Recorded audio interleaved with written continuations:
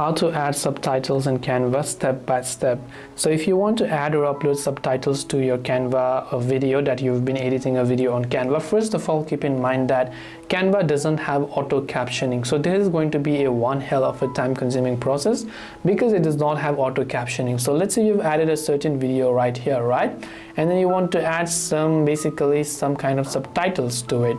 So once you've opened up this certain video right like this and you want to basically choose to render or upload them somewhere, what you have to do is just click on the edit button right here and you can see all this. You can see video speed, play on repeat, extract audio. Now you can choose to extract the audio to create a separate audio layer, but since we are trying to create a subtitle, what we will actually do is on the left hand side we will go to text and we will just click on this add a text box option here.